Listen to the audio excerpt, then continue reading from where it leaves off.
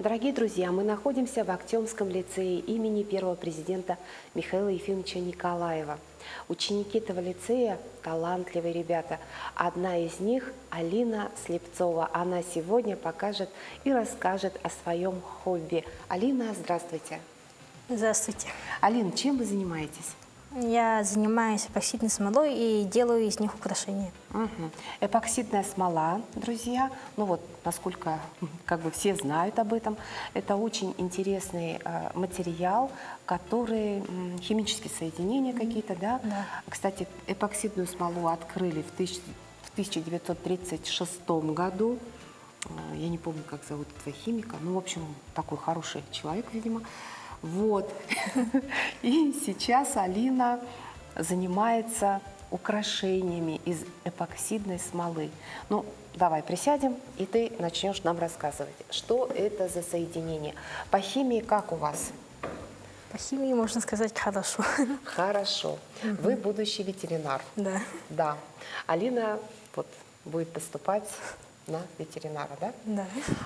Но сейчас вы как хобби увлекаетесь эпоксидной смолой, как далеко зашли ваши увлечения вот этим вот компонентом? Ну, можно сказать, достаточно далеко. Можно сказать, что я даже сейчас продаю.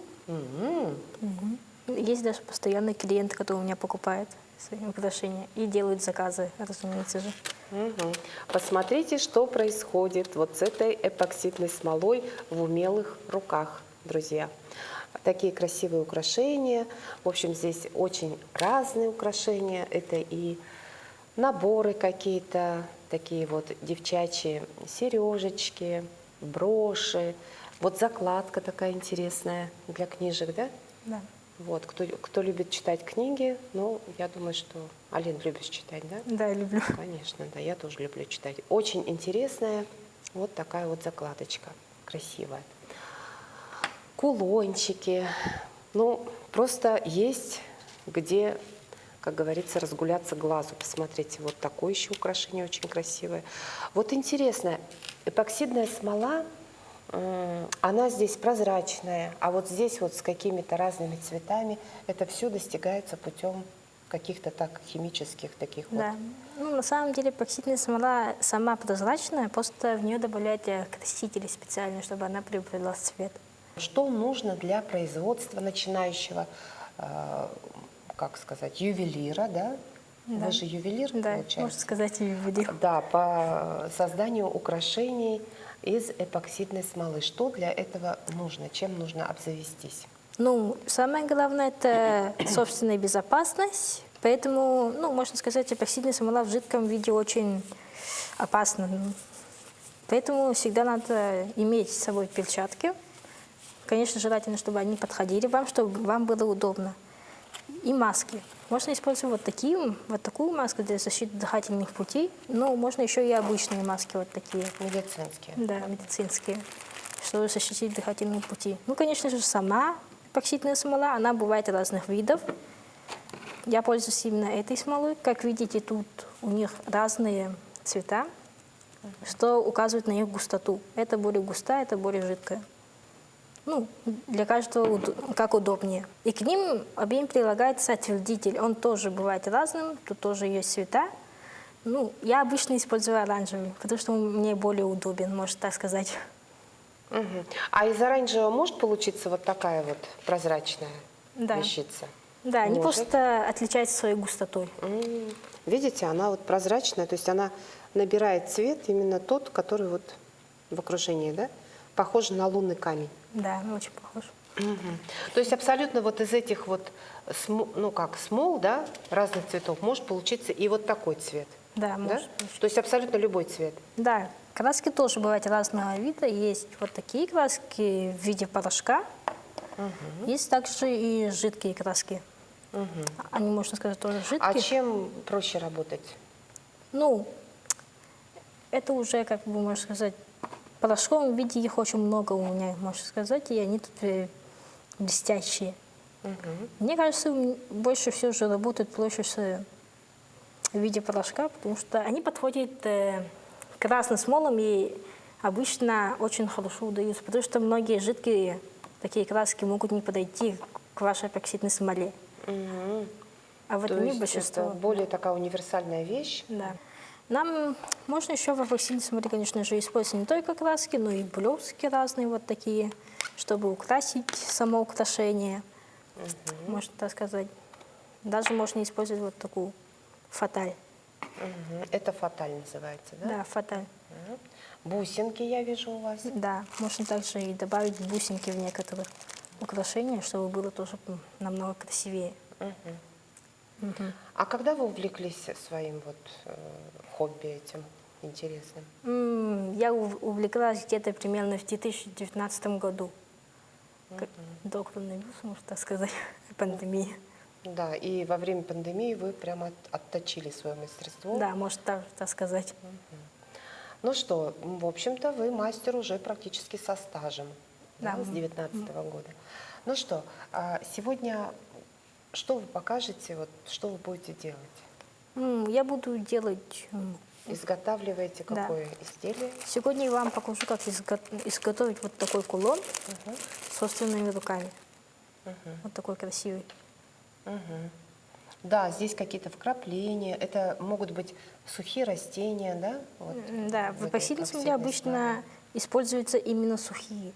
Потому что если поместить там свежие цветки, то они сгниют там внутри. И будет очень некрасиво, Да. конечно же. А можно туда веточки какие-то сухие? Да, по вашему усмотрению, можно так сказать. А можно каких-то комариков, жучков? Да, тоже Тоже можно. сухих? Да, тоже сухие. Представляете, это нужно обязательно. Вот, в общем-то, я хочу сказать, что этот процесс не вот такой вот хоп, раз, два и все. Это нужно очень даже провести такую полномасштабную, такую продолжительную достаточно, да, работу Да. по времени, подготовительную. Ну, ладно, мы все приготовили. Вот сегодня здесь у нас будут растения, да? Да, будут Точно так растения. же. А вы их высушили, они где у нас находятся? Они находятся у нас тут отдельно. Есть у меня тут самостоятельно высушенные цветы и покупные. Вот гербарий, да? Да. То есть гербарий, ну, обычно вот в таком понимании гербарий, ну как, вот растения, цветочки разные. Вот. И вот эти все цветочки можно использовать, да? Да, можно Все использовать. действительно очень такое сухое. А долго сушила? Ну, 1-2 дня. Плюс еще найти их было немного трудновато. То есть нужно какие-то интересные растения все-таки Да, найти, да? яркие такие, интересные, красивые. А это уже вот вы покупали? Да. Вот Их такие еще вот. более-менее давно использую. Еще есть вот такие красивые. Вот. Ну, расходные материалы, ну, сами видите, вот, допустим, вот этот наборчик стоит 372 рубля, да? Вот. А эпоксидная смола сколько? Насколько дорого это всё? Ну, до пандемии она стоила, можно сказать, примерно это. Такой набор стоил, что ли, ну, не переходил за 1000, можно сказать. А есть еще и большие наборы, 2-литровые есть. Они, То есть, соответственно, цена выше, да? Да, они стоили 2000, но после пандемии они стали намного дороже, то есть 3000.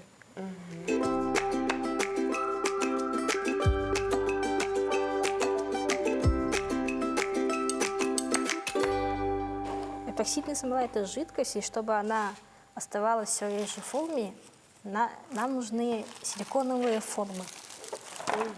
Я специально тут упаковала, чтобы пыль не попала в нее.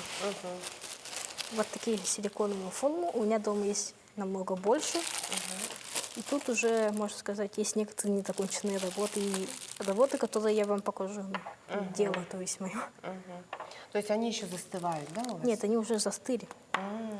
Просто их надо еще украсить, можно так сказать. А шлифовка требуется? Да, шлифовка требуется, если она неаккуратно сделана. А чем вы шлифуете?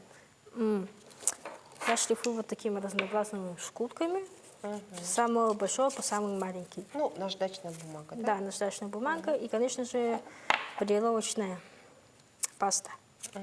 То есть сначала нужно убрать все шероховатости, а потом обработать пастой, да? Да, Ну как? чтобы она была гладкой, и прозрачной, и блестящей. Может, Ну что, начнем. Значит, у нас примерно, не примерно, а вот точно вот задана форма, да? Да, Это кулончик. Кулон или это кулон. будет Это кулон. брелок? Нет? Кулончик. Да, это Но можно кулончик. как и, да, кому-то, может, захочется его использовать как брелок. Ну, возможно. Потому что вот я смотрю, у вас брелоков тут много. Формочка у нас вот это, видимо, да? Или вот это? Ну, я буду сегодня использовать ну, несколько форм, потому что как-никак эпоксидная смола застывает 24 часа, поэтому хочу вам поэтапно показать разные стадии. Ну, сейчас, например, начнем первую стадию, подготовка к работе. Нужны перчатки, а также же маска. Нам тоже маски нужно надеть? Ну, можете тоже надеть. Давайте наденем. Так, вот мы защитили свои органы дыхания. Ювелирные весы. Они у меня достаточно давно, я их покупала в интернете. Они очень удобны для такой работы, можно сказать.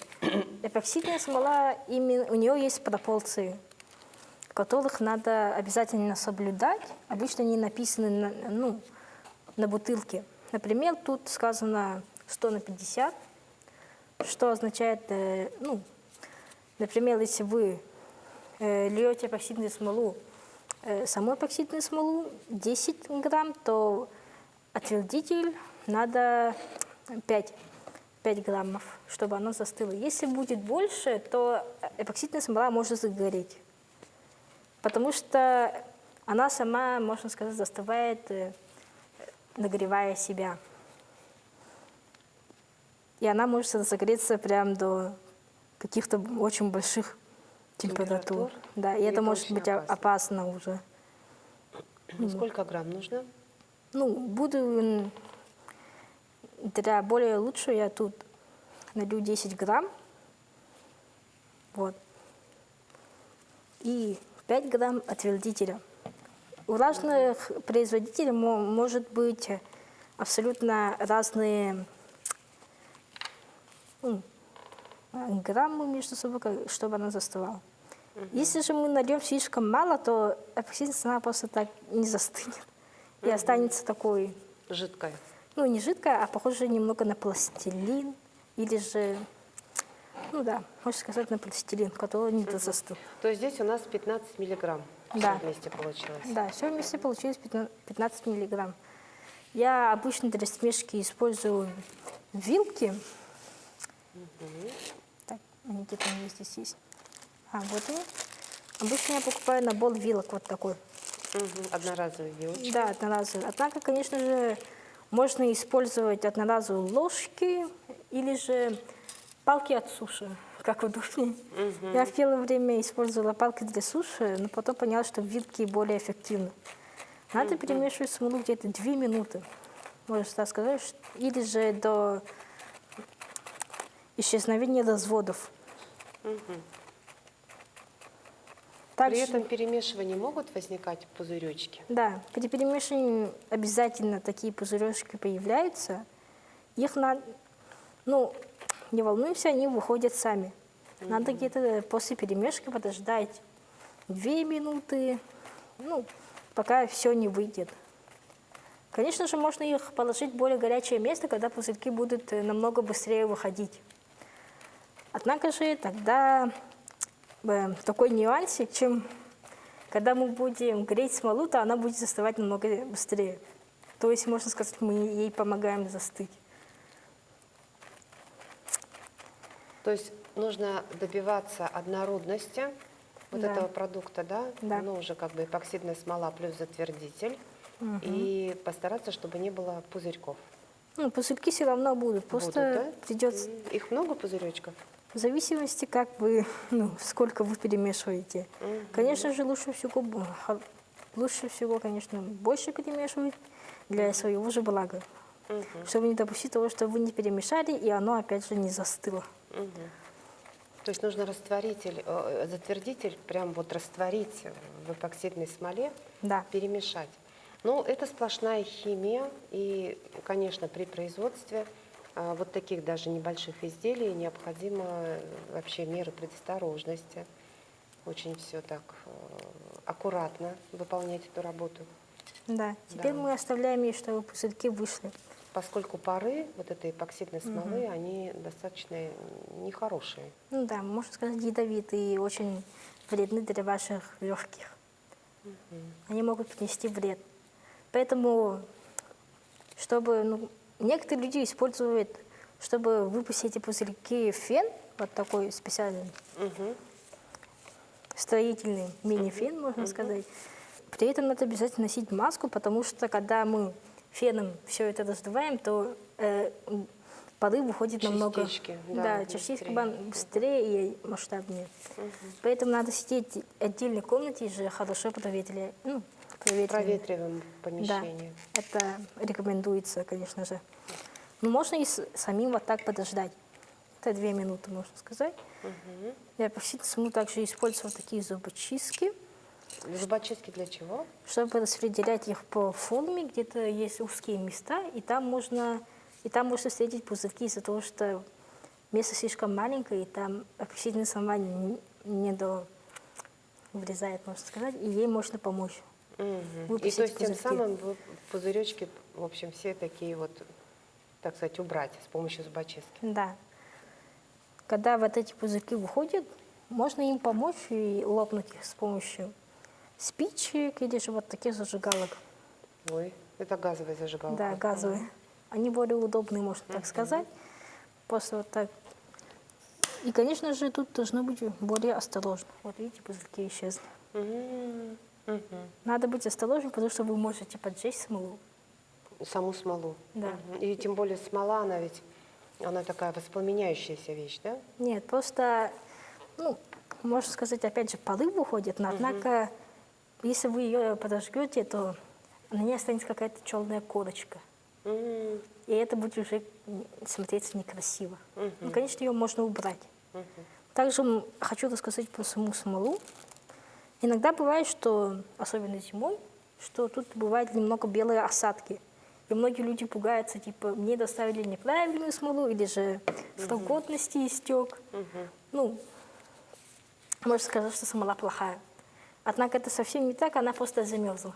Ее можно, эту осадку можно просто избавиться, поставить ее на теплое место. Тогда она станет прозрачной. Я использую, конечно, это форму для кексов. Она тоже силиконовая, так более удобнее. Чтобы после застывшая смола, вот, принесла для вас специально застывшую смолу, которая там немного останется, ее можно отделить очень спокойно. Вот А так. потом ее можно использовать во второй раз? Да, формочку можно использовать во Нет, второй а саму смолу? смолу, но она уже застывшая, Ее и с ней растворить? Уже никак, уже да? никак, она такой же и остается, можно сказать. Для того, чтобы очистить ее, можно еще использовать скотч такой бумажный, чтобы приклеить ее, и она вот так все. Крошки там Да. какие-то, да? И Так то есть силиконовая формочка, она такая многоразовая. Да, многоразово. А мы будем добавлять цвет? Вот в какой момент Да. это все происходит? Да, мы будем добавлять свет. Я вот тут принесла такие красители, которые будут нам помогать. Да, это как порошкообразные, да? Да. В Еще я форме порошка. принесла вот такую маленькую форму, чтобы она очень полезная, можно сказать. Мне отдельно можно покрасить смолу. То есть вот мы выливаем отдельную емкость, вот так. И, разумеется же, мы должны ее покрасить. Бывает, когда очень много работы, и это очень помогает. Вот, берем вот такую палочку и помаленьку добавляем краситель.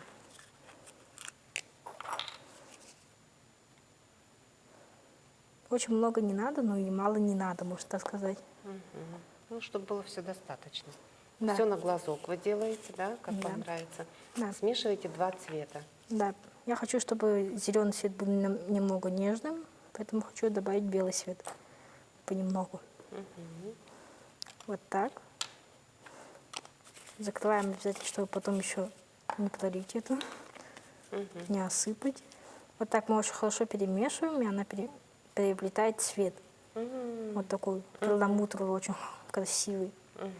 И теперь мы наливаем ее в отдельную формочку. Уже форму. То Да. есть вот в таком виде и затвердеет смола. Да, в таком виде и в таком цвете она также отвердеет.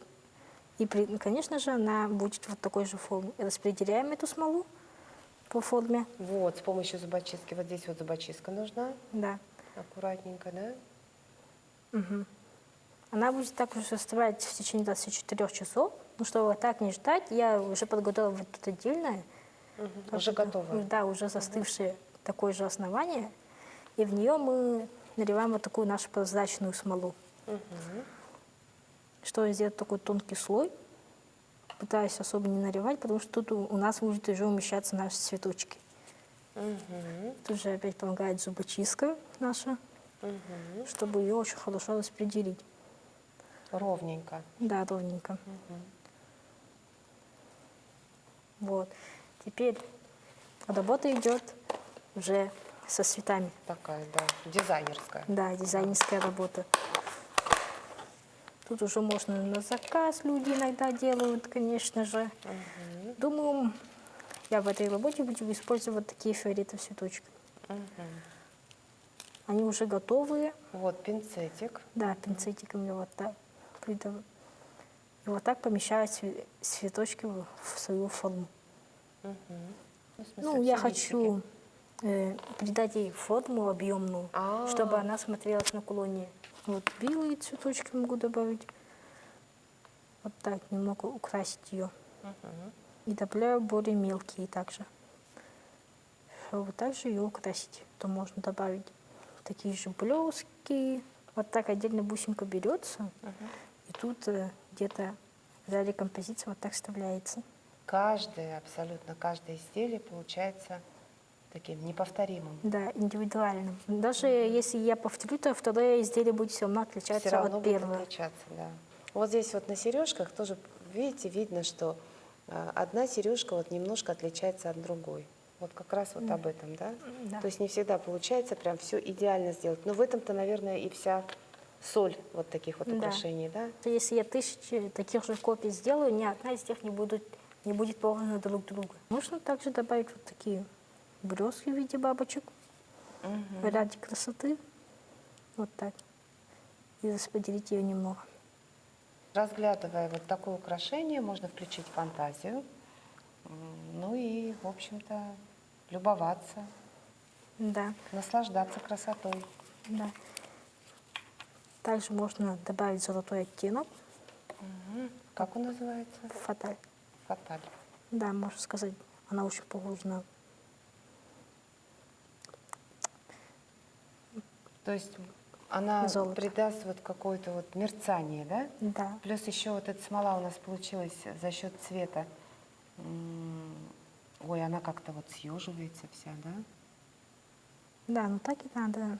При воде она, ну, при смолении она немного рассыпается, и ей можно уже немного поработать внутри, вот так. Добавить даже можно на листочке пару капель, что она выглядела намного красивее, вот так. То есть будущий кулончик, он будет у нас мерцать, сверкать. Да, Да. она будет такой И красивой. объемная Да. получится вещь. Ну и, конечно же, можно добавить собственные цветы. Если вот такую. Не зря выходили, Да, собирали не гербарий. зря. Поэтому надо их использовать по полной, можно так сказать даже. Взять вот такие маленькие, добавить их в кулончик, чтобы они И придавали вот, такой- пожалуйста, растение, которое выращено в Чапаево, Да, Чапаева. выросло и попало в кулончик. И вот таким образом будет увековечено. Да. И теперь, опять же, это застывает 24 часа.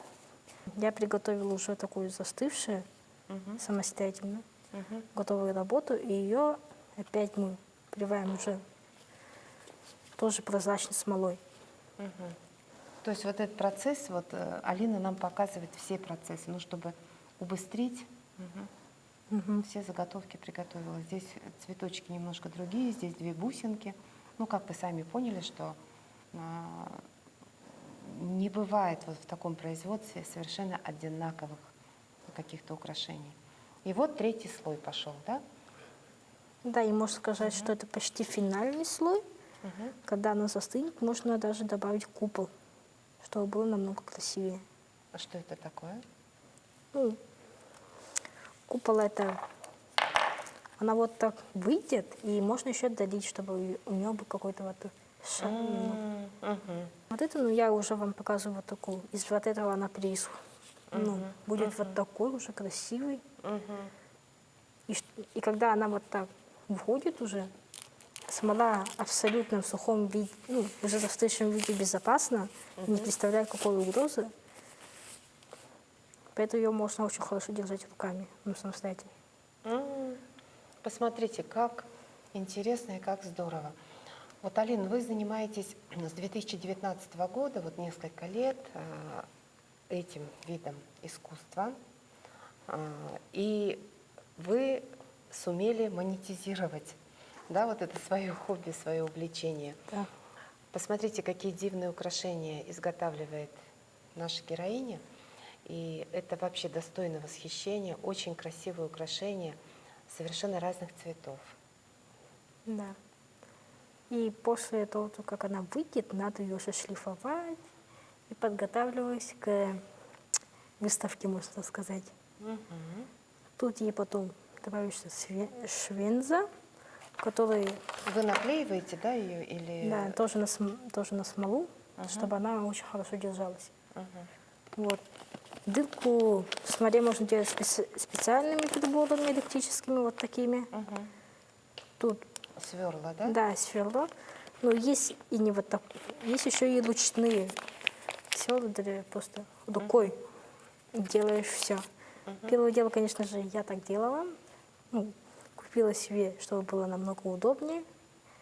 Конечно же, практичнее. Потом ей уже добавляется... И потом ей уже добавляется эта цепочка, и дальше вставляется вот это. И потом уже получается готовый продукт, так сказать. Да. И он пользуется, кстати, популярностью, да? Ну что, Алина, желаем вам успехов в вашем интересном хобби. Пусть вам это хобби приносит какой-то доход. И представляете, дорогие друзья, как можно заниматься вообще с пользой, использовать свое свободное время. Это здорово и просто вызывает восхищение. И большое спасибо, Алина, что вы нас встретили, приветили и рассказали о своем хобби. И показали, как вы изготавливаете украшения из эпоксидной смолы, как работаете с эпоксидной смолой. Ну, немножечко стало понятно. То есть те, кто увлечется этим занятием, конечно же, можно пройти. А вы не собираетесь мастер-классы какие-то, может быть? Ну, у меня были планы сделать мастер-класс в Актемсах, возможно, там еще и видео сниму по мастер-классе, и там можно выложить уже это в интернет, можно так сказать. Ну что, Алина, планов у вас громадье. Желаем вам успехов, успешного окончания 11 класса и поступления в ваш вуз. И чтобы вы стали хорошим, классным специалистом. Спасибо большое.